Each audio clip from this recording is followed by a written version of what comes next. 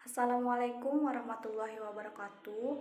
Perkenalkan, nama saya Junaina dengan nomor pokok mahasiswa 2040605051. Saya mahasiswi Pendidikan Guru Sekolah Dasar angkatan 2020, lokal A3. Video ini ditugaskan untuk memenuhi sumber daya laut tropis dengan dosen pengampu Ibu Samsidar Ghaffar. Apa yang kalian ketahui tentang hukum laut? Hukum laut adalah hukum yang mengatur wilayah perairan di Indonesia.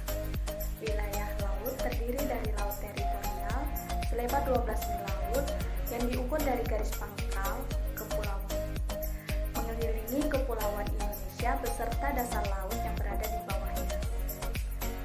Keberadaan suatu wilayah dengan batas-batas tertentu yang jelas merupakan salah satu berdirinya suatu negara.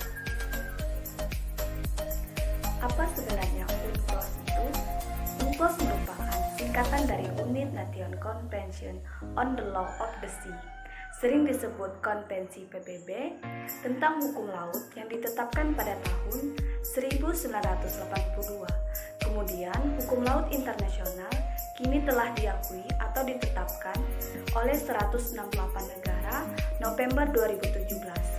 Konvensi ini mempunyai arti penting karena konsep kepulauan yang diperjuangkan Indonesia selama 25 tahun secara terus-menerus kini telah memperoleh pengakuan resmi dari masyarakat internasional.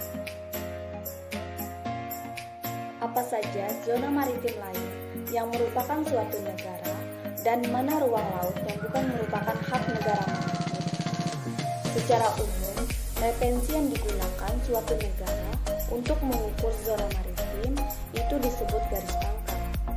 Garis pangkal merupakan suatu garis pertemuan antara air dan daratan ketika airnya surut.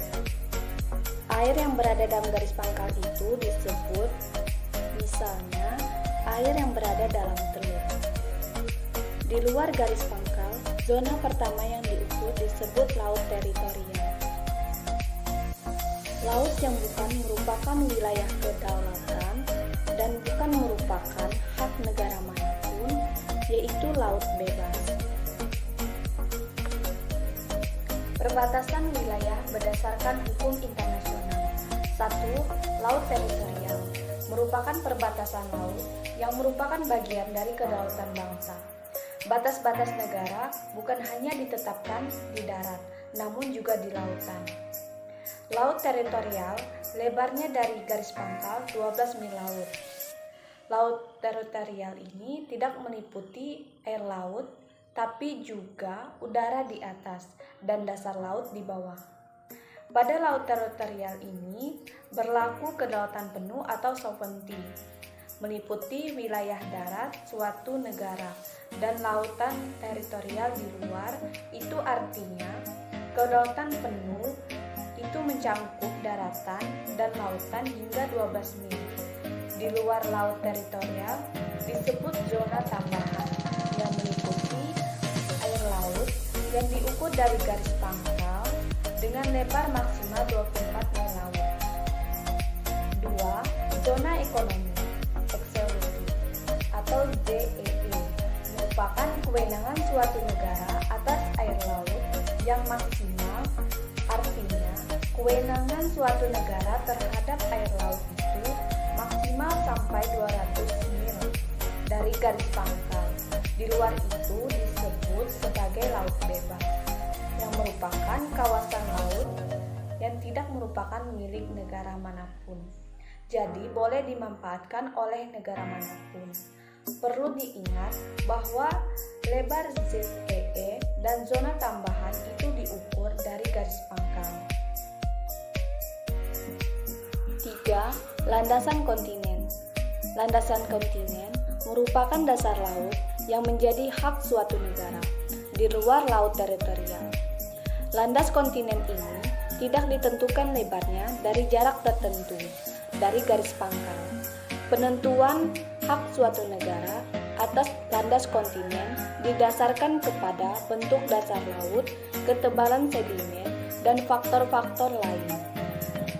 Lebar dasar kontinen bisa saja lebih dari 200 mil laut diukur dari garis pangkal, jika memang syarat-syarat memenuhi.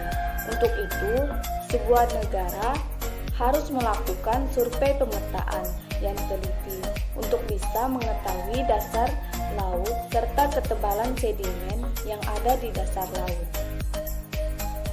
UNCLOS juga menegaskan bahwa jika landasan kontinen suatu negara itu tidak melebihi 200 mil laut, maka negara tersebut otomatis diberi hak untuk mendapatkan 200 mil laut landasan kontinen.